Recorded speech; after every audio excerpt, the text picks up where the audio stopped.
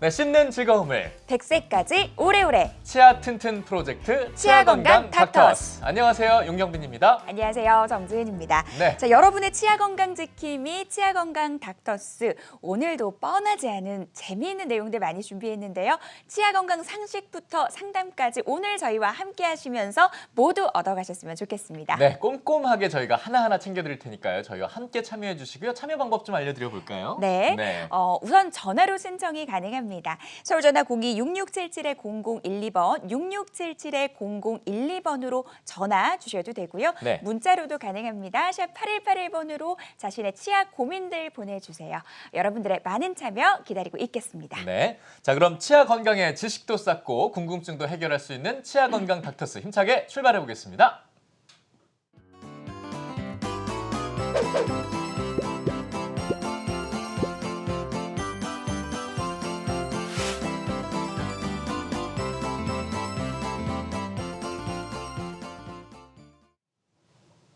네, 오늘의 첫 순서 당신의 치아는 안녕하십니까 시간입니다. 네. 오늘도 저희와 함께 치아 건강 상식들 차곡차곡 쌓아보시죠.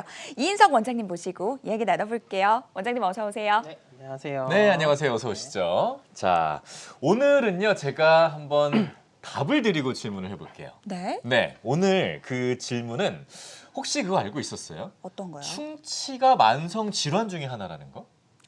그래요? 예. 네. 근데 이 충치가 무엇보다 무서운 거는 네. 전염이 될 수 있다고 그러더라고요. 아, 정말요? 네. 맞습니까, 원장님? 전염병이라고 네. 볼 수 있죠. 네, 맞습니다. 예. 예전 시카고에 한 40대 여성이 있었는데요. 네. 네. 이 여성이 원래는 치아가 아주 건치였어요. 예. 충치도 없고 뭐 잇몸 질환도 없고. 근데 이 여성이 어느 날부턴가 연애를 하기 시작했어요. 남자친구. 누굴 만났군요. 예. 네. 근데 그 뒤로 이상하게 충치도 갑자기 생기고 잇몸에서 피도 나고 그런 현상이 일어났다고 합니다. 그래서 어머. 한 연구진들이 이제 이상하게 생각해서 한번 연구를 해봤는데 원인을 찾아보니까 그 남자친구분이 굉장히 충치도 심하고 치주 질환도 심한 상태였다 그래요. 그래서 이렇게 세상에. 충치균이랑 치주 질환균이 옮겨가지 않았나 그렇게 한번 보고된 바 설마요. 있습니다. 뭐 네. 입맞춤 이런 걸 통해서 얘기하시는 건가요, 그게? 네, 맞습니다. 키스를 통해서 이게 타액이 교환되기 때문에 네.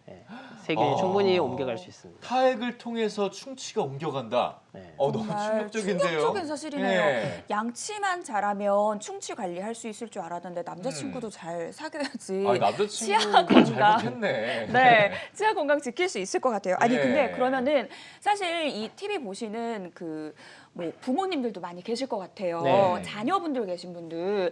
근데 그런 분들은 더 예민하게 이거를 느끼실 수밖에 없는 게 그러면은 뭐 이제 예쁘니까 애기가 막 뽀뽀도 하고 그러잖아요. 네. 그럼 그런 경우에도 감염이 될 수 있는 거예요? 네, 맞습니다. 예전에 우리 뭐 특히 이제 부모님, 할머니들 같은 경우에 애기 이제 이쁘니까 뭐 먹여주고 싶잖아요. 그래서 네. 본인이 이제 막 씹어서 이렇게 이들한테 전달해주고 그런 게 있었잖아요. 예. 그러면 다 이제 애기 상태 때는 처음에 이제 충치균이 없을 거 아니에요. 이가 없으니까. 네네. 근데 그 할머니로부터 이제 충치균이 옮아가는 경우가 있습니다. 아이고. 이렇게 이게 충치균은 이게 우리가 이제 전문용어로 뮤탄스균이라고 하는데 예. 네. 그 치주질환균은 또 이제 진지발리스균이라고 이게 서로 다릅니다. 근데 이제 뮤탄스균 같은 경우에 이렇게 어린아이 때는 치아가 없으니까 충치균이 없다가 이렇게 할머니들이나 부모님의 입맞춤이나 음식물 이제 씹어서 넘겨준 걸로 해서 옮겨갈 수가 있어요. 그래서 상당히 그런 거는 요즘에는 이제 주의를 해주셔야 합니다. 야, 아니 이게 뭐 남녀 성인 사이에 뭐 그렇게 옮겨가는 거야 뭐 어쩔 수 없다 치지만 부모 입장에서 아이에게 이런 걸 준다는 건 너무나도 싫잖아요. 맞아요. 정말 저도 두 아이 아빠입니다만 이런 거 굉장히 예민한데 그러면 보통 생각해 보면 아이에 이제 뭐 뜨거운 거 먹을 때 너무 뜨겁게 먹지 말라고 이렇게 숟가락에 떠서 후후 불어서 주기도 하고 네. 뭐 네. 물컵 같은 것도 같이 주기도 하고 숟가락 같은 것도 뭐 같이 쓸 경우도 있거든요. 아이 급하니까 예쁘니까 먹여주기도 하고 네. 이렇게 해서도 옮겨갈 수 있다는 얘기 아니겠습니까? 네, 그죠? 맞습니다. 네. 아. 영국에서도 한 보고가 있는데 예. 이제 숟가락 부모가 먹은 숟가락으로 자식에게 이제 뭔가 음식을 떠줬을 때 또 그때도 이제 충치균이 옮겨간다는 보고가 있습니다. 아, 진짜 충격적이네요. 사실 저희 뭐 이제 아기 키우는 엄마들은 보통 이 사실을 요즘 잘 알고 있더라고요. 예. 근데 이게 되게 예민한 부분인 게 뭐 부모님이나 조부모님들한테 이거를 말씀드리기가 어렵죠, 되게 어렵죠. 어렵잖아요. 부모님 뭐 양치하고 오셨어 이럴 순 없잖아요. 그쵸? 그러니까요. 네. 그래서 저희 방송 시청하시는 분들 또 요 부분 꼭 기억을 해 두셨으면 좋겠고요. 아니 이렇게 하시면 될 것 같아요. 어떡해요? 어머니한테 시어머니한테 네. 그런 말씀 드리기 어려우신 분들은 조용히 2시쯤 이렇게 한국경제TV를 경제 TV. 틀어놓으시는 겁니다. 그리고 시어머니를 모셔놓는 거죠. 저희가 맞아요. 꼼꼼하게 알려드리도록 하겠습니다. 오늘 저녁에 네. 재방송도 하니까 꼭 시청해 보시면 좋을 것 예. 같네요. 자, 그러면요 또 원장님 우리가 가장 중요한 게 사랑하는 아이를 위해서라도 충치가 생기지 않도록 구강 관리를 평소에 잘하는 게 굉장히 중요하겠네요. 네, 그렇습니다. 아이의 충치 구강 관리뿐만 아니라 부모님의 구강 관리도 열심히 해야 또 아이가 이렇게 이쁜데 부모님이 뽀뽀를 안 해줄 수가 없잖아요. 그렇죠. 그렇게 하면서 맞아요. 또 본인 구강 관리가 안 되면은 또 충치균이 전염될 수가 있으니까 예. 본인 구강 관리를 깨끗이 하는 게 자녀의 구강 관리도 청결해주는 지름길이 됩니다. 네, 내 자신이 일단 건강해야 아이 건강까지, 가족 건강까지 함께 챙길 수 있다는 점 꼭 기억하시고요. 무엇보다 우리 아빠들 뭐 귀찮다고 집에 들어와서 손 안 닦고 아이 안고 이러시는 거 안 됩니다. 이제는 양치까지 꼭 하시고 아이들 뽀뽀해 주시길 바라겠습니다. 자, 이렇게 해서 치아 건강의 고민과 궁금증을 마련해 보는 시간 저희가 함께 갖고 있는데요. 저희는 잠시 후에 다시 돌아오도록 하겠습니다. 10초 후에 돌아오겠습니다. 고정해 주시죠.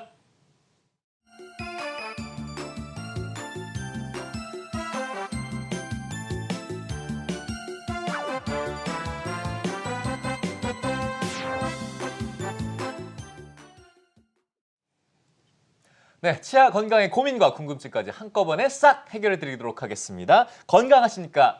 순서 시작해보죠. 네, 치아 고민 갖고 계신 분들 주저하지 마시고 저희에게 전화 접수 주세요. 네. 이 상담은 생방송 중에만 접수받고 있습니다. 서울전화 02-6677-0012번, 6677-0012번 전화 주시고요. 문자 상담 가능합니다. 샵 8181번으로 자신의 치아 고민들 보내주시기 바라겠습니다. 예. 자, 그럼 오늘의 주제 화면으로 만나볼까요? 잇몸이 붓고 피나고 아픈 치주질환. 건강보험 심사평가원의 2019년 외래다빈도 상병 통계에 따르면 치주질환이 감기를 제치고 환자 수와 급여비 총액에서 모두 1위를 차지했다. 이제 치주질환은 20세 이상의 절반이, 40세 이상에서는 10명 중 8명 정도가 앓을 정도로 국민질환이 되었다. 빠른 치료만 이루어진다면 비교적 간단한 치료를 통해서도 충분히 호전될 수 있는 치주질환. 하지만 치료 시기를 놓쳐 기능을 회복하기 어려울 땐 자연 치아를 대체할 방법을 찾아야 하는데, 잃어버린 치아 기능도 살리고 전신 건강도 살리는 방법. 치아 건강 닥터스에서 알아보자. 네, 정말 치아 건강과 몸 전신의 건강을 함께 챙길 수 있다면 얼마나 좋겠습니까? 당연히 맞아요. 그렇게 돼야 되고요. 저희가 그 방법을 하나하나 알아보도록 하겠습니다.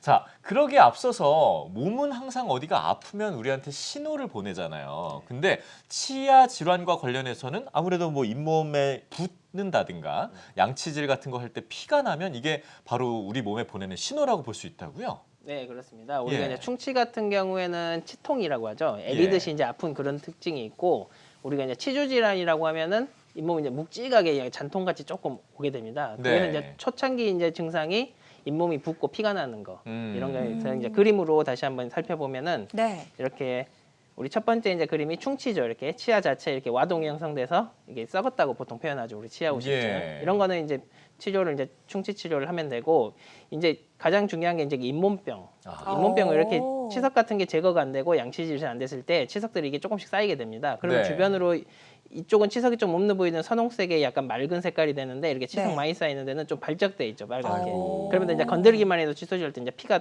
터질 것처럼 이렇게 빵빵하지 않습니까? 네. 부어 있다는 거죠. 이렇게 이제 잇몸병 치주염으로 어. 발생하게 됩니다. 아휴. 근데 사실 충치 같은 경우는 바로 통증을 느끼니까 병원에 가는 경우가 많은데 이 잇몸병을 침묵의 병이다라고도 별명을 붙이더라고요. 이게 왜 그런 거죠? 네, 우리 이제 간 같은 경우도 이게 좀 둔하다 그러잖아요. 네. 예. 이제 점점점 경화될 때까지. 침묵의 이게, 장기라고 예, 그러죠. 충치 예. 같은 거는 이제 신경까지 충치가 도달하면 바로 통증이 오니까 보통 대부분의 사람들이 알게 됩니다. 예. 하지만 이제 풍치 같은 경우 우리 잇몸 질환이라고 하죠. 치주 질환. 음. 서서히 진행돼요. 일단 이제 그림을 한번 통해서 이제 이 과정을 좀 살펴보면은 네. 이게 처음에 이제 잇몸병 같은 경우 잇몸병 생기기 전에는 이렇게 건강한 잇몸입니다. 그렇게 돼서 이제 아까 처음에 붓고 피나는 경우는 이게 주변에 치석들이 조금 이렇게 쌓였을 때 이제 치은염 단계, 잇몸에만 국한되는 단계라 그러고 예. 네. 그다음에 좀 더 이제 심해지면 이게 이제 관리가 잘 안 되면 점점점 잇몸 뼈를 이렇게 녹기 시작합니다. 어. 그러면서 이제 이렇게 잇몸이 점점 더 붓죠. 막 잇몸이 드러나기 시작해요. 예, 그러면서 이제 점점점 더 뼈가 더 녹으면서 잇몸 뿌리가 절반 정도 드러나고 예. 그렇게 이 정도까지 가면 이제 흔들리고 통증이 이제 굉장히 심해집니다. 그 전까지는 통증이 많이 심하진 않아요. 붓고 이제 정도면- 피가 나고 고름이 좀 나온다 이 정도지 참는 예. 사람들 여기까지도 보통 참아요. 근데 하지만 흔들리고 이렇게 이제 씹을 때마다 흔들리니까 아프지 않겠습니까? 예. 그럴 때는 이제 보통 찾아오는데 이럴 때는 이미 거의 늦었다고 봐요. 늦었다. 그럼 이제 발치까지 가게 되는 거죠. 그쵸, 그래서 뭐- 충치보다 좀 더 그래서 위험하게 됩니다. 저 정도면은 그냥 이렇게 뭐 씹다가도 뭐 빠지지 않을까 싶을 정도로 잇몸에서 너무나도 많이 이렇게 나와 있다는 생각이 드는데 네. 이렇게 되면 결국은 말씀하신 대로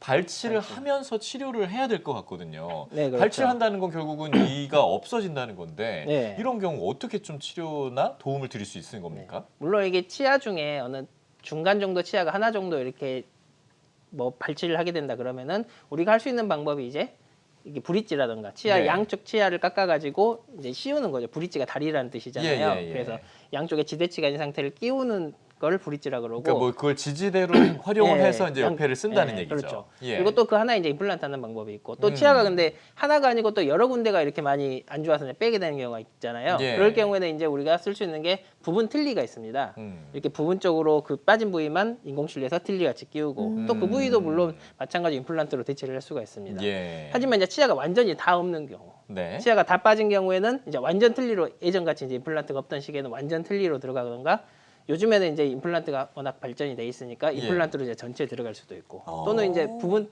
반틀 임플란트를 몇 개 정도 심고 자기 치아처럼 해서 거는 이제 반틀리 정도 다양한 방법들이 예, 있네요. 그렇죠. 예. 치료 방법. 네. 근데 사실 과거에는 많은 분들이 틀니를 하다가 요즘은 임플란트 치료가 굉장히 보편화된 것 같아요. 그쵸. 아무래도 틀니 치료에 비해서 고정력이나 기능 면에서 굉장히 높은 점수를 받았기 때문이라고 생각이 드는데, 근데 이제 또 임플란트 치료에 하나 망설여지는 부분이 뭐 치료 기간, 회복 기간이 길어질 수 있다라는 부분인 것 같아요. 근데 맞아요. 최근에는 이걸 획기적으로 또 줄일 수 있는 방법도 있다면서요? 네, 원래 보통 이제 임플란트를 하게 되면 하악 같은 경우는 이제 뼈 상태 괜찮았을 때 2, 3개월 정도, 상악 같은 경우는 이제 3, 4개월 정도 이제 걸린다고 하거든요. 네. 그렇게 되는데 이제 그 시간을 줄인 게 바로 이 즉시 기능 임플란트 개념입니다. 예. 지금 화면에 나오시는데 임플란트를 식립한 후에 바로 기능하는 임플란트라는 뜻인데 우리가 아까 하악은 2에서 3개월, 상악은 3에서 4개월 정도의 기간이 필요하다고 했잖아요. 예. 그 기간 동안은 그럼 환자분은 이가 하나도 없으신 분 같은 경우는 식사를 할 수가 없잖아요. 그쵸. 네. 그래서 이가 하나도 없으신 분들 같은 경우 이렇게 임플란트를 좀 여러 개를 심어야 되잖아요. 심을 경우 임플란트끼리 이렇게 묶어줍니다. 이렇게 네네. 묶어서 이제 임시치아를 제작해주게 되면은 그렇게 골융합 기간이 없어도 그 여러 개의 임플란트가 자기 그 교합력의 로딩을 분산시켜 줍니다. 그래서 어느 정도 초기 고정도 좋고 치조골이 충분하다고 하면은 이렇게 즉시 기능 임플란트를 통해서 이제 식사하시는데 크게 이제 무리는 없게끔 이렇게 하는 방법이 있습니다. 한마디로 즉시 기능이라는 거는 말 그대로 그날 식립한 그날 바로 즉시 기능할 수 있는 임플란트를 식립한다는 건데 그게 이제 최종 보철물이 아닌 네, 임시 보철물이요. 임시 보철물을 통해서 그렇게 할 수 있다는 거 아니겠습니까? 근데 모두가 그럴 수 있다면 좋죠. 모두가 그럴 수 있으면 좋은데 그렇지 못한 경우도 있을 거 아닐까요? 네, 그래서 이제 즉시 예. 임플란트가 이제 가능한 경우에 대해서 한번 살펴보시면 네. 자료를 보시면 이제 최소한으로 아까 말씀드렸듯이 기본적으로 자기 환자분이 가지고 있는 치조골이 충분해야 합니다. 예. 그리고 그 치조골이 충분해도 골질이 굉장히 약하신 분이 있어요. 우리 이제 허당뼈 같이 약간 골질이 되게 무르면은 임플란트가 나사를 심어서 고정을 해서 이 위에 이제 보철물 올리는 구조인데 그쵸. 나사가 고정력이 약하면 우리가 이제 모래성에다 그 어떤 뭔가를 꽂았을 때 그게 흔들림이 좀 심하잖아요. 무너지죠, 예, 바로. 하지만 이제 예. 단단한 뭐 시멘트 같은 데 이런 데다 뭔가를 꽂아 놓으면 그게 이제 짱짱이 버틸 수 있잖아요. 그렇죠. 이거 마찬가지로 임플란트로 이제 식립할 때 식립 토크라고 그게 있습니다. 그게 어느 정도 수치 이상이 돼야지 이제 즉시 기능을 할 수 있는 그 로딩에 버틸 수 있게 됩니다. 이제 반대로 안 되는 경우는 요 치조골이 충분히 없거나 초기 고정 확보가 안 됐을 때겠죠. 네, 한마디로 지지대, 받침대가 충분히 튼튼해야 된다는 얘기 아니겠습니까? 맞아요. 예. 모든 분들이 사실 직시 기능 임플란트를 할 수 있으면 참 좋겠지만 이 치료는 건강한 잇몸뼈를 갖고 있어야 가능하다라는 점 기억해 두셨으면 좋겠네요. 네. 자, 그리고 이제 임시 치아에 대해서 또 질문이 있는 것 같아요. 임시 치아를 하는 이유가 있을 것 같아요. 바로 최종 보철물로 가지 않고 임시 치아를 하는 특별한 이유가 있을까요? 네, 최종 보철물로 가지 않고 임시치아를 하는 이유에는 또 여러 가지가 있는데 이게 네. 하나씩 보시면 먼저 우리가 임플란트를 식립한 후에는 아무래도 잇몸을 절개를 하거나 뭐 무절개로 하더라도 잇몸에 이제 펀칭을 해서 임플란트를 치조 원래에 식립하게 되거든요. 예. 그렇게 되면은 아무래도 주변 잇몸이 좀 약간 손상을 받게 됩니다. 그 손상된 잇몸이 아무는데 시간이 좀 걸려요. 그래서 이제 바로 최종 보철을 하지 않는 이유는 그 임시 보철물을 쓰면서 그 잇몸이 외형이 이제 자리 잡을 때까지 왜냐하면 최종 보철물을 이제 계속 영구적으로 써야 되기 때문에 그쵸. 처음부터 이게 잘 맞는 보철물을 해야지 이제 오래 쓸 수 있을 거 아니에요. 맞아요. 그래서 임시 보철물로 일단 먼저 잇몸 외형이 자리 잡을 때까지 쓴 다음에 하는 방법이 있고 네. 또 또 한 가지 방법은 이제 우리가 임시치아는 이제 수정이 좀 쉬워요. 플라스틱 네. 재질이기 때문에 최종 보철물 우리 지르코니아나 이제 금속 재질이기 때문에 강도가 굉장히 높습니다. 네. 그래서 이제 깎거나 덧붙이기 그런 게 이제 조금 이게 힘들게 되는데 예. 네. 우리가 이제 플라스틱 재질인 임시치아는 이제 깎고 수정하기가 굉장히 쉽기 때문에 그 임시치아를 통해서 우리가 이제 충분히 사용을 해보고 요거는 요래서 불편하고 요건 여기를 좀 더 깎으면 편하고 이런 것들을 이제 다 반영을 할 수가 있어요. 그래서 이제 수정 및 그런 작업이 쉽기 때문에 나중에 네. 최종 보철물을 장착했을 때도 환자분들이 이제 충분히 더 만족을 할 수가 있게 됩니다. 그런 이유로 이제 임시 보철물을 먼저 쓰게 됩니다. 아무래도 당연히 최종 보철물이라는 거는 나중에 문제가 생기지 않는 이상은 계속 써야 되는 게 맞는 건데 네. 그 전에 뭐 이렇게 좀 제대로 내 잇몸에 맞지 않거나 이런 것들을 정확하게 테스트해보지 않고 그걸 최종 보철물로 쓴다면 얼마나 또 후회가 되고 맞아요. 속상하시겠습니까? 그렇죠? 그래서 임시 치아를 통해서 이런 것들을 미리 하나하나 다 교정해보고 써보고 느껴보고 그또 맞춰서 불편한 거 있으면 또 그걸 맞춰서 또 바로 또 수정을 수정해주고, 해주십니까? 네, 그렇죠. 예. 이렇게 수정을 하면서 이제 환자분과 자기의 제일 맞는 그 편안한 상태의 이제 모양을 찾는 거죠. 네네. 네, 그래서 그 모양을 토대로 최종 보철물을 이제 기용소에 의뢰를 하게 됩니다. 하다 보면 가장 많은 어떤 좀 수정이랄까요, 교정이랄까요, 그런 것들을 요청하시는 부분은 어떤 부분이 있어요? 임시 보통 보철물 이제 앞니 이후에? 같은 경우는 예. 보통 이제 모양이라든가 이 경사도 이런 거 그게 이제 발음하고도 상당히 연결되기 예, 때문에 예. 이게 좀 살짝만 뭔가 어디가 뜨고 그래도 발음이 잘 안 된다던가 발음이 좀 새는 느낌이 들어요. 또는 앞니가 나는 이렇게 안 나왔었는데 왜 이렇게 앞니가 나온 것 같이 이렇게 좀 그래요. 아니면 예. 어떤 사람은 또 이렇게 앞니를 너무 들어가니까 이게 좀 꺼져서 좀 더 나이 들어 보인다. 이런 이제 요구사항들이 있고 이제 어금니 같은 경우는 이제 좀 어느 부위가 좀 잘 안 씹혀요. 또 이제 볼이 자꾸 씹혀요. 또 이제 혀가 자꾸 깨물려. 이렇게 해서 그 폭이라든가 넓이도 이제 조용할 수가 있고. 높낮이 같은 게 잘 안 맞을 수 있나 봅니다. 예, 그렇죠. 높낮이가 아주 미세하거든요. 우리 예. 치아가 판단하는 게 우리 머리카락만 하나 들어가도 걸러낼 수 있잖아요. 그렇죠. 그 정도로 미세한데 이게 사람이 사람이 조금씩 마이크로 단위로 이게 깎는 거잖아요. 이게 네. 교환 맞추는 게 그러니까 조금씩의 오차가 있을 수는 있어요. 그래서 그래도 최대한 이제 환자분께 맞게끔 이제 작업을 하기 위해서 그런 작업들이 꼭 필요합니다. 아, 이런 걸 해보고 최종 보철물 한다니까 왠지 모르게 든든함이 드는데요, 저는. 맞아요. 네. 이 미세한 차이에도 뭐 발음이나 이런 게 신경 쓰일 수 있는 부분이기 때문에 임시 치아를 통해서 좀 더 수정과 이런 게 용이하다라는 점 알아봤습니다. 예, 입안이 또 예민하잖아요. 맞아요. 예. 치료 기간은 짧게, 기능 회복은 빠르게 저희가 즉시 기능 임플란트에 대해서 이야기 나눠보고 있는데요. 네. 지금 많은 시청자분들이 치아 고민들 보내주고 계셔서 고민 해결 또 도와드리도록 하겠습니다. 네. 먼저 문자 상담으로 가보도록 할게요. 화면으로 만나보시죠. 네, 50대 남성분이 사연을 보내주셨어요. 저는 만성 복합 치주염이 있습니다. CT를 찍어보니까 잇몸도 많이 내려앉아 있는 상태고요. 잇몸뼈도 어금니 쪽은 많지가 않아요. 이런 상태에서 인땡돌이나 이땡탄 같은 잇몸 질환 치료제를 복용하면 조금 나을까요? 라고 사연 보내주셨습니다. 네. 워낙 이 잇몸이 좋지 않은 상태에서 좀 부가적인 도움이라도 받을 수 있을까 해서 이런 잇몸 질환 치료제 복용을 고려하고 계신 것 같은데요. 원장님 생각은 좀 어떠세요? 그러게요. 네, 네, 잇몸 그 질환 치료제. 이땡돌이나 네. 이땡탄 이런 네. 잇몸 치료제가 있죠. 이거는 어디까지나 보조제로서의 역할만 하는 것이고 네. 치과를 통해서 뭐 스케일링이라든가 잇몸 치료, 치주 소파술 같은 거를 다 받은 다음에 잇몸 치료를 하면서 부가적으로 해야 효과를 보는 거고 그냥 예. 잇몸 질환, 잇몸 세균들이라든가 염증 소견이 그대로 있는데 뭐 이땡탄이라든가 인땡돌 같은 거를 이렇게 보조제만 먹는다고 해서 이렇게 막 크게 좋아지진 않습니다. 일시적으로 그 진통 성분이 약간 들어있어요. 그런 예. 제제들에는. 그래서 좀 통증은 살짝 경감시킬 수 있지만 그것도 그냥 잠시 억누르는 것뿐이고 원천적으로는 그 원인이 되는 치주질환 세균들을 다 제거를 해줘야 됩니다. 뭐 치석이나 플라그라든가. 그렇죠. 기본적인 근본 원인이 해결되지 않은 상태에서 말씀 그대로 보조제만 계속 복용한다고 해서 그게 뭐 싹 나을 수도 없는 것이고요. 예. 그렇죠? 맞아요. 반드시 정확한 원인을 찾아서 그 치료를 하면서 보조제로서 활용하면 그래야 좋겠다. 효과가 낫죠. 예. 이렇게 이제 말씀을 해주셨는데 저도 충분히 공감이 가는 부분입니다. 워낙 또 뭐 광고 보다 보면 나도 네. 아프다 보면 뭐 좀 괜찮을까 이런 생각들을 많이 하게 되잖아요. 그래서 맞아요. 반드시 근본적인 치료와 함께 병행하시면 더 좋겠다는 말씀을 전해드리도록 하겠습니다. 자, 저희가 이렇게 또 문자 상담 받는 동안 또 전화로 궁금증을 문의하신 분이 계신데요. 전화도 받아볼까요? 자, 여보세요? 여보세요. 아, 예, 안녕하세요.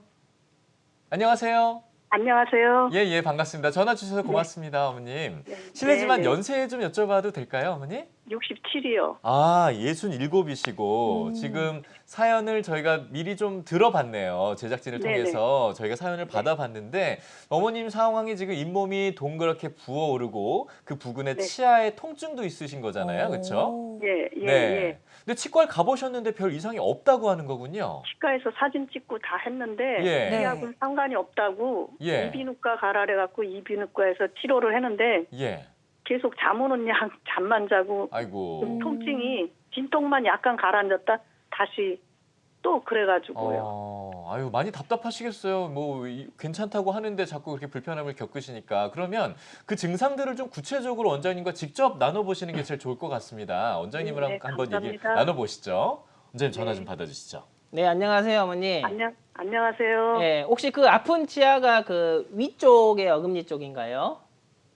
어금니가 아니고 네. 그 송곳니라래나 위쪽, 아래쪽, 위에 거요. 위에 쪽이요. 음. 그 송곳니 잇몸 약간 코 위쪽으로 동그랗게 뭐가 튀어나와 있어요. 예, 코 있잖아. 코 밑으로 요렇게 예, 고기 이쪽 부위쯤에 예, 잇몸 그 속으로. 잇몸에. 예. 그 얼마나 되셨어요? 그렇게 되신 지가? 이게 한 1월 달서부터 꽤 됐어요. 조금씩 기분 나쁘게 이렇게 있어서 예. 치과에 가는 길이 있어서 물어보고 했는데도 안 되고 어. 또 조금 이제 여름질에 작년 가을 돼서 더 심하게 아프더라고요. 그래서 예. 이비인후과를 가보시라고 그래서 갔는데 음. 거기서 뭐 이렇게 저기 불어난데 뭐 사람 들어간 거기가 예. 안 좋으면 그럴 수 있다고 계속 약을 한 20일 동안에 먹었어요. 매일 가서 네. 주사 맞고 여기 시골이라서 구리까지 가가지고 3일에 한 번씩 가서 주사 맞고 약 타갖고 안 들어요. 그래도 차도가 없는 거죠. 그럼 예전에도 그런 적이 있었다가 가라앉았다 다시 생긴 적이 있으신가요? 그 약 아니요 처음이에요. 처음이에요. 예. 이게 뭐 근데 정확히 지금 이제 그 손으로 이렇게 예. 만지면 이렇게 짚혀요. 뭐가 뽀들뽀들 이렇게 예. 동글동글.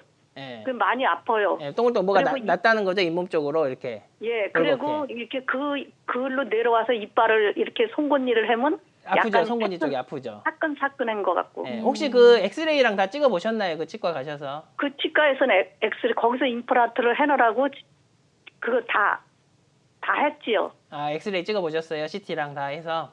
네, 이게 일반 그냥 평면 엑스레이로는 그 뿌리 끝에 보통 증상으로만 보면은 죄송합니다. 뿌리 끝에 이제 염증이 생기면은 잇몸 그 위쪽으로 좀 이렇게 뻘겋게 튀어나오는 경우가 있거든요. 근데 네. 이제 초기 증상 같은 경우는 이제 사진으로는 잘 안 보일 수가 있어요. 그래서 아, CT 네. 같은 이제 정밀 사진을 찍어 보시면 좀 더 확실히 보일 수가 있어요. 근데 CT에서도 만약에 찍어봤는데도 크게 문제가 없으면은 이제 다른 원인을 좀 찾아봐야 돼요. 우리가 이제 그게 실금이 좀 갔다던가 치아 뿌리 쪽으로. 그 실금 같은 경우는 우리가 CT에서 잘 안 보이거든요. 그러면 이제 치아가 원인이라고 보고 그런 경우는 이제 신경치료까지 해보고도 안 되면 이제 발치를 해야 될 수도 있습니다.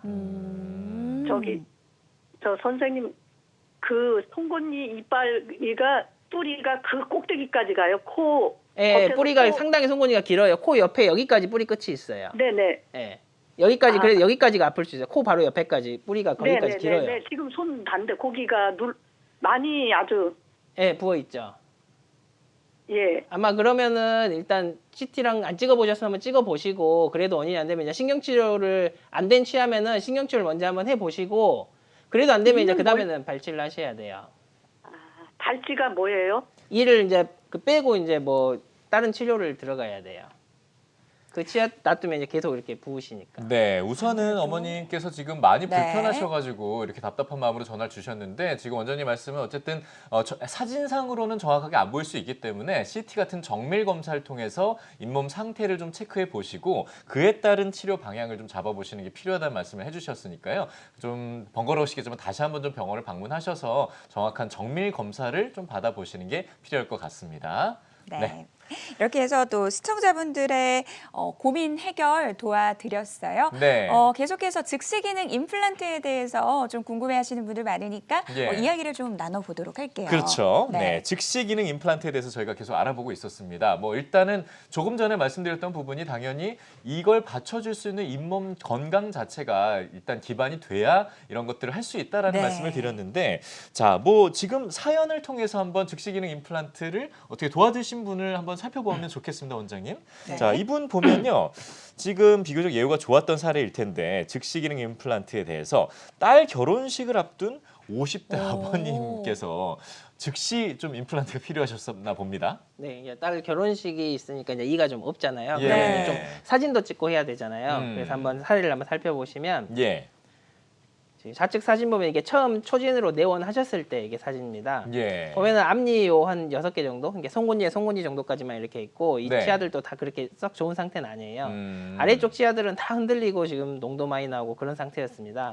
근데 이제 주요 이제 CC는 따님 결혼식이 이제 얼마 안 남았는데 이게 임플란트를 신고 그때까지 또 기다리는 기간까지는 또 이가 완성이 안 되니까 네. 이거 없는 상태로 딸 결혼식을 갈 수는 없는데 혹시나 그 이미치아라도 만들 수 있냐 해서 문의를 주셨습니다. 근데 농이 나왔다는 건 치주 질환이 있었다는 걸로 그렇죠. 봐야 되는 네. 거잖아요. 예. 그래서 네. 이제 치료 계획을 이제 앞에 상악 그 6개 중에 이 4개만 남기고 예. 네. 위에 치아는 다 발치하고 예. 아래 치아는 이제 모조리 다 발치하기로 했습니다. 네네. 그래서 보면은 이제 이렇게 상악 사전치만 남기고 좌우로 이제 4개씩 아래는 총 10개를 심어서 총 18개 임플란트를 심고 예. 이제 다음 사진처럼 당일에 이제 임시치아를 이제 바로 제작해 드렸습니다. 그 치주 질환이 있어도 이분은 잇몸이 좀 그걸 받쳐줄 수 있는 상태였나 네, 봅니다. 예, 보시면은 예. 이렇게 이쪽 사진 보시면 치주 질환이 이렇게 염증 소견이 있지만 예. 그 하방에 이제 잔존 치조골이라고 하죠. 이런 치조골이 충분히 있었습니다. 그래서 그 하방에서는 충분히 초기 고정을 얻을 수가 있기 때문에 예. 이런 경우에는 즉시 기능이 염증이 좀 있었어도 깨끗이 제거하고 가능하게 됩니다. 근데 원장님 사실 이 육안으로 보기에는 임시치아가 최종 치아랑 거의 차이가 없어 보이는데 네. 그래도 기능적인 부분에서는 분명 차이가 있을 것 같은데 어느 선까지 좀 활용이 가능할까요? 네, 임시치아가? 이게 임시치아가 아무래도 플라스틱 재질이기 때문에 예. 우리가 뭐 오돌뼈라든가 간장게장 뭐 이렇게 딱딱한 껍질 같은 거. 딱딱한 예, 것까지 껍질 하면은 딱딱한 이게 거. 플라스틱이 깨질 수가 있어요. 네. 그리고 이게 또 깨져줘야 되는 게 예. 우리가 너무 힘을 세게 받다 보면 그게 임플란트에 힘이 너무 세게 전달되면 임플란트 심어놓은 게 또 흔들릴 수가 있습니다. 볼륨업 되기 전에 임시치를 쓴 거라서. 예. 그래서 뭐 밥이라든가 뭐 죽이라든가 뭐 두부라든가 이렇게 좀 연한 음식 위주로 좀 식사를 하셔야 됩니다. 일반적인 식사는 충분히 가능하지만 네. 뭐 간장게장이라든지 갑각류들 좀 딱딱한 그렇죠. 음식들은 예. 네. 최종 치아를 올린 이후에 드시는 게 좀 좋을 것 같다라는 그 부분. 어르신들 체력 챙기셔야 되는데 고기 같은 거 드시면 안 돼요?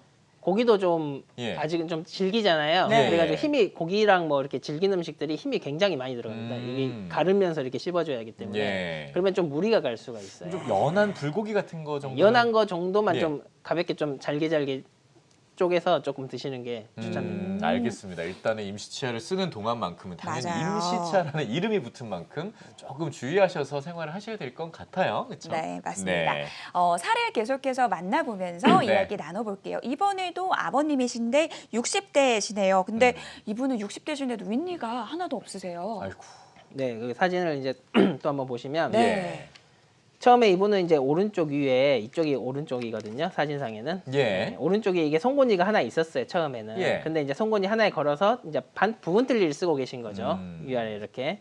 그런데 이 송곳니 하나에 걸어서 계속 넣었다 뺐다 이제 틀니를 쓰시다 보니까 이게 이제 힘을 많이 받겠죠. 네. 그러게 되니까 머리가 이제 부러진 거예요, 이게 아이고. 치관부가. 네. 그래서 이렇게 이제 오셨는데 그래서 이제 CC가 이제 틀니를 거는 이제 송곳니가 부러졌다는 주소로 오셨어요. 네. 근데 이제 이참에 임플란트로 이제 한번 해보고 싶다. 그렇게 이제 오셨는데 그런데 임플란트를 하게 되면 또 기다려야 돼서 바로 또 식사를 못 하지 않냐. 또 네. 그렇게 문의를 주셔가지고 다행히 CT랑 골질 이제 사진을 보니까 골질 상태도 괜찮고 치조골도 충분해서 즉시 기능이 가능하다고 판단했습니다. 예. 그래서 위쪽에 이쪽 이제 8개, 아래쪽에 이제 5개에서 임플란트를 심고 이렇게 이제 바로 이제 스캔을 하게 됩니다. 네. 이분 같은 경우는 이렇게 이제 무절개로 이렇게 식립을 했기 때문에 뭐 네. 피도 거의 나지도 않죠. 이게 수술 당일날 지금 스캔을 뜬 건데 이게 이 뺀 자리만 한 땀 그냥 꼬매줄 뿐이고 예. 아래쪽에도 이렇게 되고 그래서 이 상태로 이제 스캔을 뜬 다음에 임시치아를 이렇게 만들어서 이렇게 제작을 해주게 됩니다. 야, 야. 네. 너무 행복해하셨을 것 같은데요. 저 윗니 그러니까요. 보니까 정말 가지런하니 정말 내 잇몸처럼 쫙 들어가 있는데 이걸로 생활 자체의 질도 높아지시고 자신감도 높아지시고 뭔가 삶의 질 자체가 높아질 수 있지 않았을까라는 생각이 맞아요. 바로 드는데요. 그렇죠. 네, 물론 그리고- 예후가 좋은 사례들을 저희가 보고 있습니다만. 그리고 또 이분 네. 같은 경우는 네. 아까 처음 사진 보시면 네. 이 사진상에 오른쪽에는 좀 개수가 좀 부족해 보이죠, 왼쪽보다.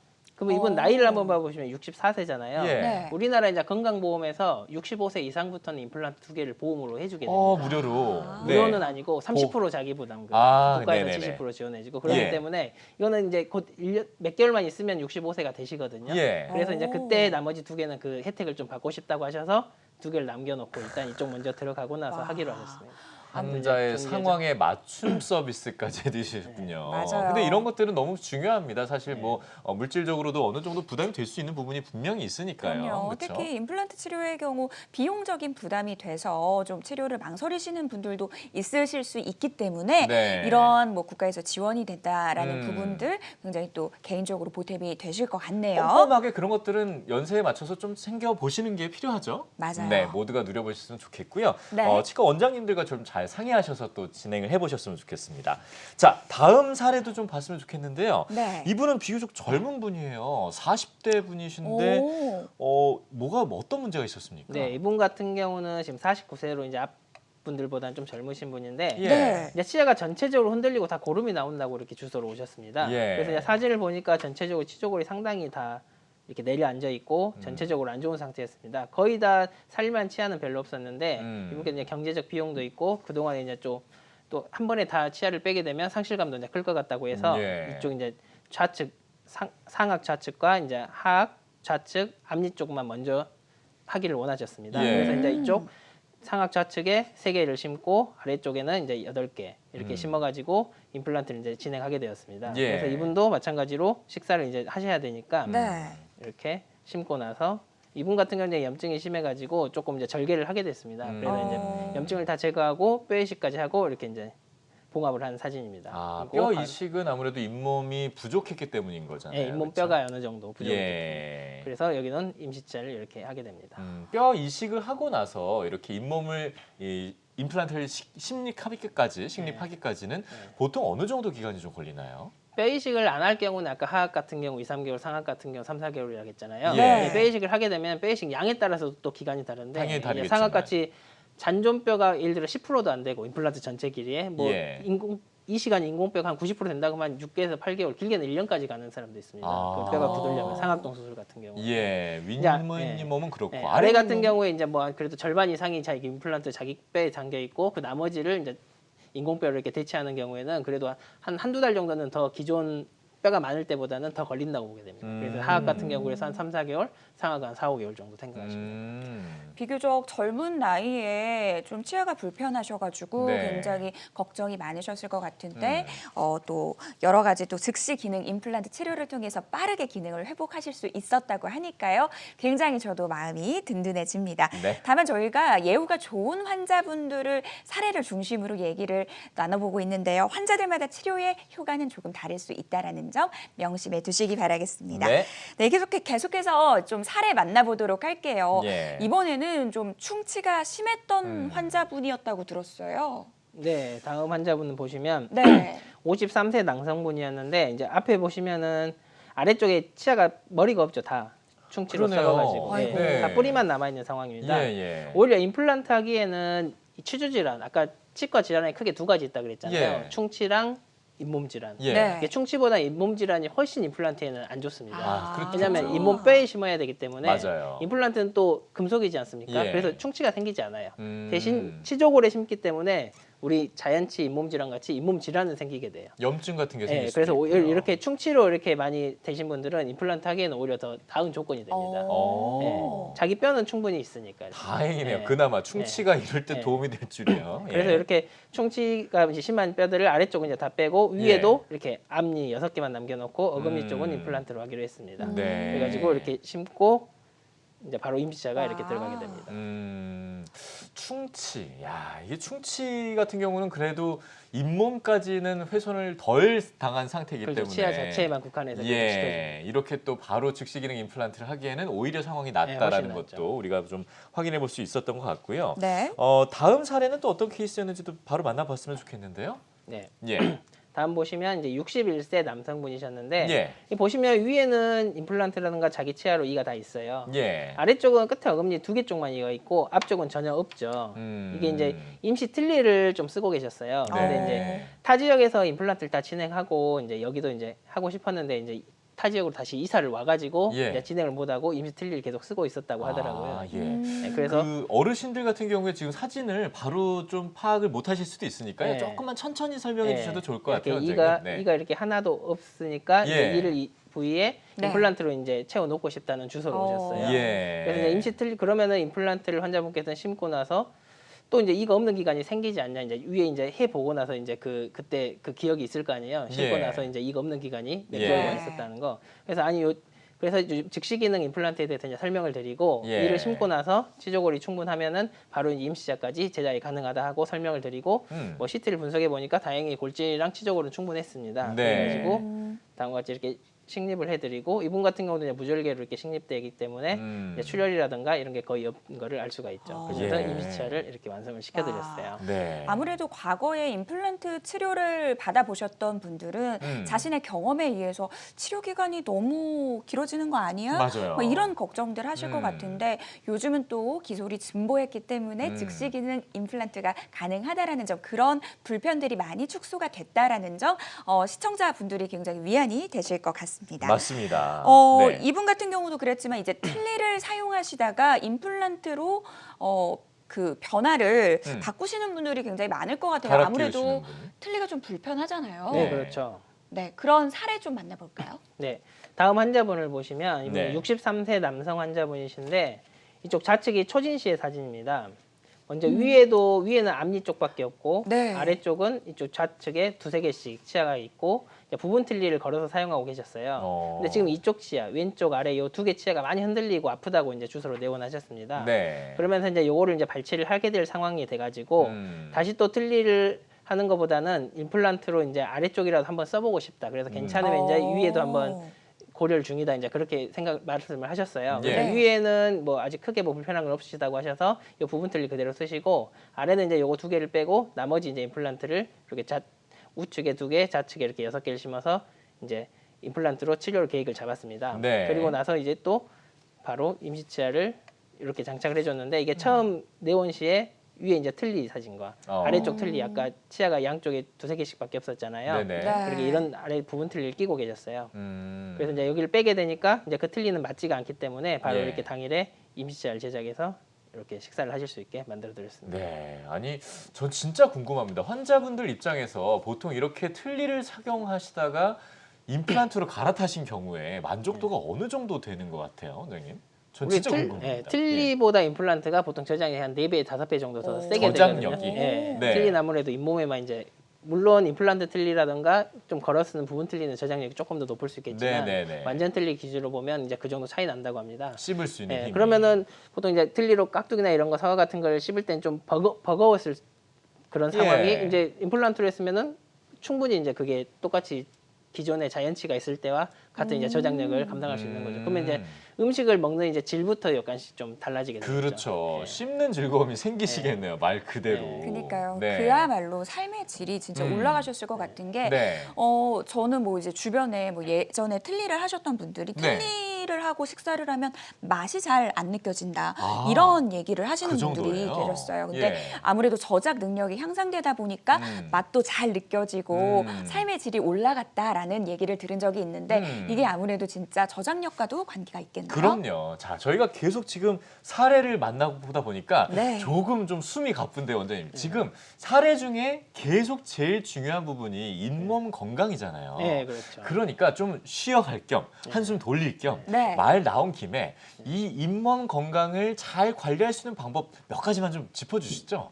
네, 우리가 네. 지금 잇몸이 가장 중요하다 그랬잖아요. 예. 충치도 네. 충치지만 잇몸 질환이 요즘에 이제 크게 이제 임플란트가 발전하면서 대두되고 있어요. 예. 그래서 평상시 잇몸 이제 마사지가 좀 중요하게 됩니다. 잇몸 마사지요? 네, 잇몸 마사지를 보통 이제 치아가 이제 있는 분들 같은 경우에 네. 혀로 이렇게 잇몸을 이렇게 훑으면서 계속 눌러주세요, 수시로. 혀로 네, 잇몸을 그럼 마사지가 눌러줘라. 되면서 아까 그 치주염 진행 아까 그 사진 한번 보셨잖아요. 예. 점점 포켓이 이렇게 깊어졌잖아요. 예. 누르면서 거기 이제 세균들도 이렇게 압축되면서 조금씩 빠져나올 수도 있고. 아하. 그리고 또 그 혀를 이렇게 하다 보면 침이 좀 더 분비되잖아요. 예. 타액 성분에 이거 굉장히 항균 작용을 하는 오. 성분들이 많습니다. 예. 그 막 리소자임 같이 막 효소를 분비해서 이게 세균을 좀 잡아주는 그 면역 세포들이 많기 때문에 네. 이렇게 하다 보면은 이제 타액도 분비되고 그 계속하게 바르면 하시면서 네. 말씀하시기 어렵죠. 네. 그러면은 이제 그 타액도 분비돼서 그 항균 작용도 있고 이렇게 예. 물리적으로 이렇게 자극을 해줘서 잇몸이 점점 어. 더 튼튼해지게 됩니다. 아, 그렇군요. 아, 이거 되게 좋은 방법이네요. 맞아요. 잇몸 마사지라 그래서 저는 뭐 마사지 기가 필요한가 그랬더니 마사지 기도 있습니다. 이게 네, 워터픽 같은 있겠지만 이렇게. 뭐 가장 자연적인 마사지 기가 내 몸 안에 있네요. 네. 혀로 그러니까요. 잇몸에 있는 것들을 살짝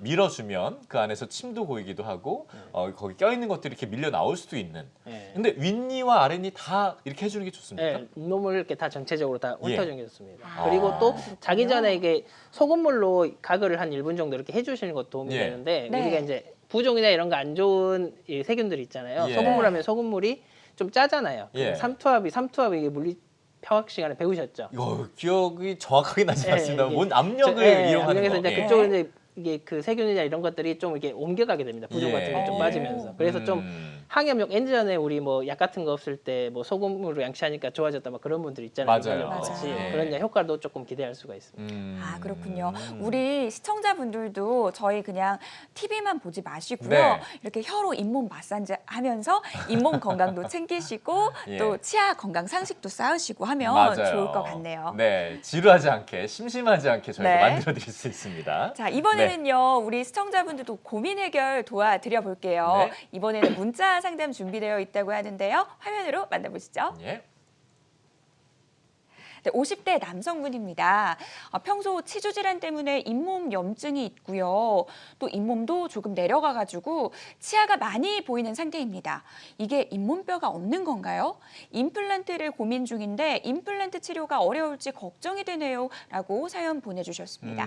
아무래도 평소에 잇몸 건강에 자신이 없는 상태여서 임플란트 치료가 가능한 건지 그게 궁금하신 것 같아요. 맞아요. 어떻게 보세요? 네. 잇몸이 많이 이제 드러났다는 거는 보통 이제 치아 머리 부분까지 잇몸이 정상적인 경우는 이렇게 있고 그 예. 잇몸 하방에 2, 3mm 하방에 이제 잇몸뼈가 존재하게 됩니다. 네. 하지만 치아 뿌리가 이렇게 드러났다는 거는 잇몸뼈가 여기까지 드러나면 뼈도 그만큼 같이 내려갔다는 소리거든요. 그럼 하방에 이제 여기 아래턱부터 이렇게 잔존하는 치조골 양이 이제 충분하지 않을 수가 있습니다. 그냥 아래쪽 어금니 같은 경우 여기 이제 신경관이 하나 지나가기 때문에 예. 그 신경관 상방에서만 치조골을 이용해야 됩니다. 예. 그래가지고 그 뼈까지가 너무 이제 치조골이 불편하면은 이제 뼈 이식을 한다던가 해가지고 상당히 오랜 시간이 필요할 수도 있고 또는 임플란트를 신경하지 못하는 경우가 있을 수도 있습니다. 예. 그래서 더 이렇게 잇몸 질환이 점점 심해지고 있을 때는 더 안 좋아지기 전에 일단 치과를 빨리 방문하셔서 자기 상태를 판단하고 거기 이제 치과 선생님의 말에 따라서 이제 치료 계획을 잡는 게 굉장히 중요합니다. 역시나 정확한 진단을 통해서 지금의 필요한 것들을 파악하시는 게 중요하다는 얘기잖아요. 네, 그렇죠? 맞습니다. 네. 우리 시청자님 꼭 가까운 병원 내원하셔가지고 정확한 진단 후에 치료 계획 수립하셨으면 좋겠습니다. 네. 자, 이제 또 전화 상담도 들어와 있다고 한데요. 전화 한번 네, 받아볼까요? 전화 받아보겠습니다. 네. 자, 여보세요. 여보세요. 아, 예, 안녕하세요. 네, 안녕하세요. 아, 이렇게 또 예쁜 목소리를 전해주셔가지고. 그러니까요. 네. 자, 실례지만 나이를 좀 여쭤봐도 되겠습니까? 네, 저 30살입니다. 아, 30이세요. 네네. 굉장히 젊으신 분인데 어디가 좀 불편하셔서 전화를 주셨어요? 제가 개인적으로 좀 궁금한 게 있어가지고 문의를 드렸는데요. 예, 예, 네. 예. 그 여성 호르몬이 치주 질환에 큰 영향을 끼친다고 들었는데 그런 거에 대해서 이제 인터넷으로 좀 정확한 정보를 얻을 수가 없어가지고 전화를 드렸어요. 그래서 뭐 사춘기나 뭐 생리, 임신, 피임, 폐경 이런 거로 인한 호르몬 변화가 치주 질환에 어떻게 영향을 끼치는지 궁금해서 네, 설명 한번 부탁드릴게요. 혹시 뭐 지금 치주 질환 같은 걸 겪고 계십니까? 조금씩 뭐 이렇게 이가 썩거나 충치나 이런 걸로 좀 치과를 다니고는 하는데 그냥 예. 이거는 또 따로 제가 궁금해서 이제 따로 알아놓고 혹시라도 싶어가지고 이런 네네. 호르몬 같은 것들이 내 몸에 네네. 어떤 더 치주 질환을 유발시킬 수 있는지 이런 것들이 좀 궁금하신 것 같은데요. 한번 직접 여쭤보도록 하겠습니다.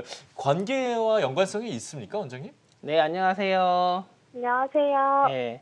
먼저 그 충치하고 그 여성 호르몬하고는 크게 상관은 없고요. 잇몸 질환하고는 좀 상관이 있습니다. 우리 이게 진단명에도 임신성 치은염이라고 해가지고 이제 임신했을 때 호르몬이 변화가 되면서 그 평상시에는 이 정도 면역력으로도 이겼던 플라그나 작은 염증에도 이제 확 이렇게 번지는 경우가 있거든요. 그래서 이제 임신성 치은염이라고 해서 그래서 이제 임신하기 전이나 뭐 이렇게 이세를 이제 가질 계획 전에 스케일링도 받고 뭐 이렇게 열심히 치아 관리를 하라고 하잖아요. 네. 그래서 연관이 좀 있을 수가 있습니다. 호르몬 변화와 치주 질환에는.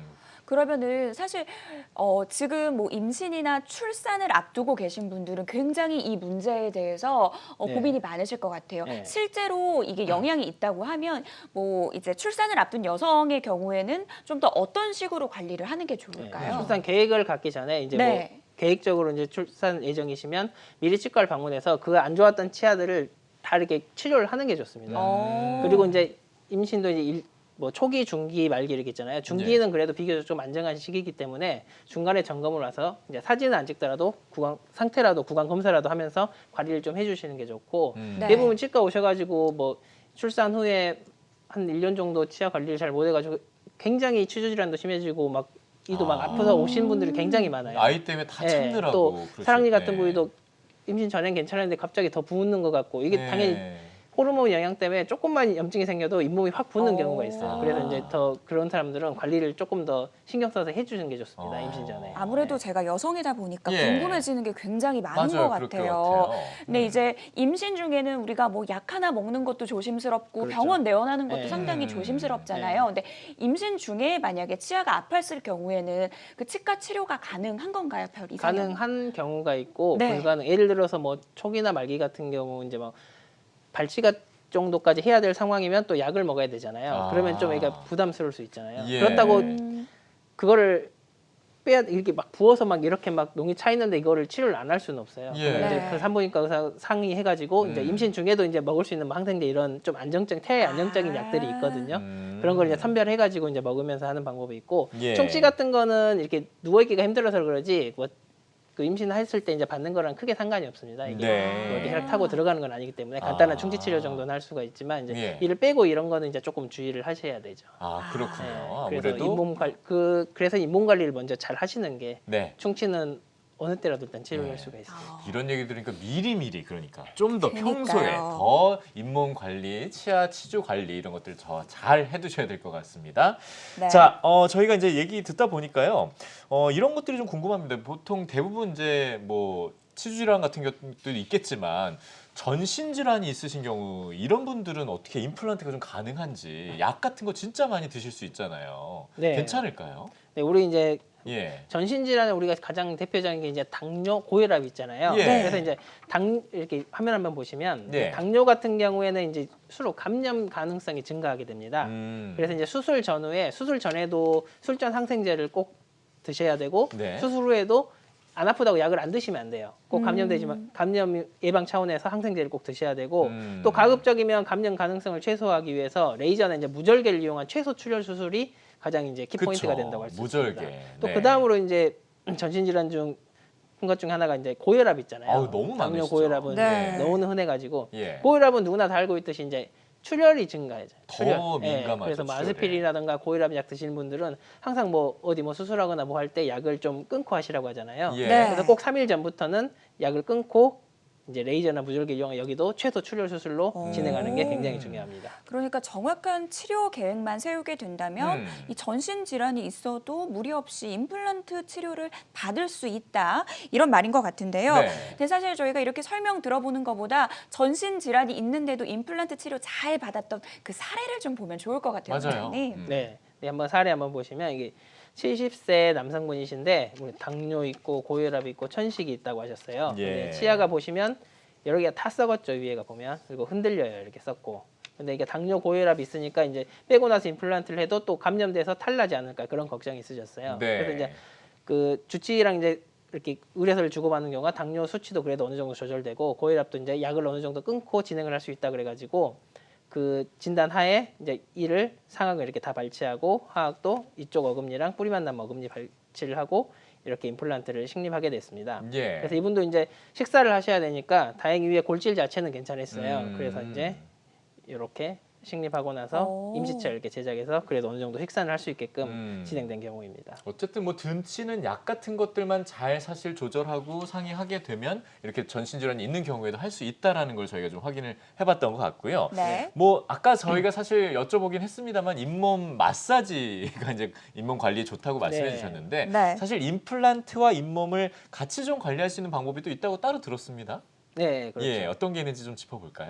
보시면은 우리가 네. 이제 잇몸 관리하는데 아까 말씀드렸듯이 집에서 이렇게 마사지하던가 양치질 열심히 하는 것도 중요하지만 예. 이게 크게 이제 그걸 자가 관리라 그러거든요. 집에서 예. 이제 셀프로 하는 거를. 그다음에 이제 또 자가 관리로 안 되는 부분들이 있어요. 그건 이제 전문가 관리를 통해서 1년에 2회 정도 이렇게 정기 방문을 치과를 하게 됩니다. 그러면서 이제 스케일링이라든가 뭐 잇몸 치료라든가 그 기타 이제 뭐 충치라든가 이런 거를 확인하게 되겠죠. 그러니까 6개월에 한 번은 병원에 좀 가보는 게 필요하다는 얘기시잖아요. 네, 그래서 그렇죠? 이제 그 중에 이제 또 임플란트 경우에는 꼭 반드시 하고 나서 내버려 두면 안 됩니다. 예. 그렇기 때문에 1년에 2회 이상 필수적으로 정기 검진을 하고 아. 엑스레이를 꼭 찍고 간단한 스캐닝을 통해서 보철물 어디가 깨졌는지 예. 좀 나사가 풀렸는지 또 나사구멍이 노출됐는지 이런 거를 확인해서 미리 예방을 해야지 크게 나중에 이제 탈나는 걸 막을 수가 있습니다. 스스로 관리도 중요하고 네. 전문가의 도움이 필요한 것도 있다라고 말씀해 주셨어요. 맞습니다. 특히 보통 저희 같은 경우는 문제가 없다고 느껴지면 딱히 병원에 가지는 않잖아요. 아유, 뭐 이러다 말겠지 하잖아요. 맞아요, 대부분. 맞아요. 네. 그러지 꼭 정기 마시고 검진을 하셔야 네, 돼요. 꼭 예. 정기 검진을 해야 한다라고 강조해서 말씀을 해주셨네요. 네. 이렇게 해서 오늘 또 임플란트 얘기 나눠보고 있는데 마지막으로 원장님 그 치료하기 전에 주의 사항이 있다면 좀 꼼꼼하게 짚어주시죠. 네, 네. 우리가 지금 모든 케이스를 봤지만 다들 발치를 바로 하고 임플란트를 식립하고 임시치자까지 바로 이제 올려드렸잖아요. 네. 근데 이제 모든 사람들이 다 이제 그렇게 나도 이렇게 될 수 있지 않을까 생각을 하시면 안 됩니다. 예. 이게 되는 케이스가 있고 안 되는 케이스가 있습니다. 아까 말씀드렸듯이 충분히 이제 치조골이 남아 있어야 되고 또 임플란트를 식립했을 때 충분한 골질이 일단 좋아야지 초기 고정력이 나오게 됩니다. 그래야지 임플란트가 짱짱하게 박혀 있어야 임시치아로 바로 올려서 즉시 기능을 해도 어느 정도 버틸 수 있게 됩니다. 예. 그런 조건들이 안 갖춰졌는데 무작정 하게 되면 오히려 더 탈이 많이 나서 시간도 오래 걸리고 더 고통을 빠질 수 있기 때문에 꼭 그런 거는 케이스 바이 케이스 때문에 저기서 어디서는 여기 바로 해준다더라 그런 거라고 생각을 하지 마시고 자기 상황에 맞는 치료법은 그 담당 선생님하고 꼭 상의를 잘 하셔가지고 결정을 하셔야 돼요. 그럼요. 어딜 가서 하더라도 근간이 흔들리면 안 된다는 그 사실만큼은 변하지 않을 겁니다. 네, 자, 맞습니다. 오늘 저는 굉장히 유용한 거 많이 배운 것 같아요. 맞아요. 일단은 잇몸 관리법도 배웠고요. 뽀뽀하기 전에 꼭 양치해야 된다는 점도 기억에 남는 것 같습니다. 네, 맞습니다. 자, 모든 치료법에는 부작용이 따를 수 있고요. 또 개인마다 치료 효과가 다를 수 있다라는 점. 가장 좋은 방법은 전문의와의 상담을 통해서 적절한 치료를 받는 것입니다. 자, 이인성 원장님은 여기서 보내드릴게요. 오늘 도움 말씀 감사합니다. 네. 고맙습니다. 네. 네, 치아건강 닥터스 어느덧 마칠 시간인데요. 저희가 이 고민 상담은 생방송 중에만 가능하다라는 점 기억해 두셨으면 좋겠네요. 네. 자, 저희는 오늘 이 시간 저희가 준비한 소식은 여기까지고요. 다음 이 시간에 더 알찬 소식으로 다시 찾아뵙겠습니다. 건강한 한 주 보내십시오. 고맙습니다.